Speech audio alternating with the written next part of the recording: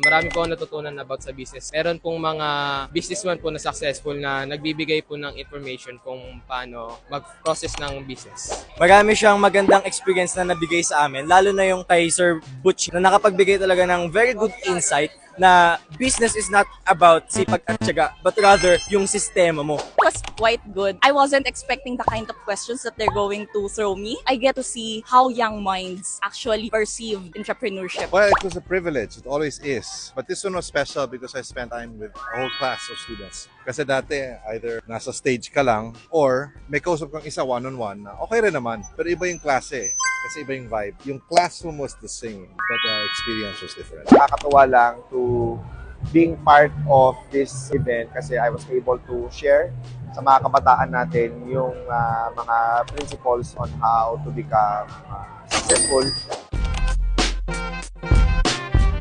Maganda po na matuto po na maaga kasi para pagdanda ko po, madadala ko po yung mga natututunan ko. I still have time para makapag-try and try and try, mistake after mistake, and fail after fail, but succeed at the very end.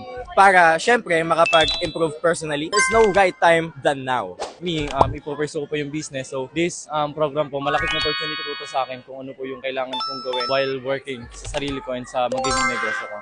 You know, when you're young, there's endless possibilities kasi. When you get exposed into entrepreneurship, you get another possibility on top of those that you have options. It gives you a head start. It gives you more options. You get to explore what you really want before really committing to one thing. Because all of life is entrepreneurship. All of life, you have to be entrepreneurial, which means gagawa ka ng paraan, hanap ka ng lusot. And that is a skill that I think every person has to develop.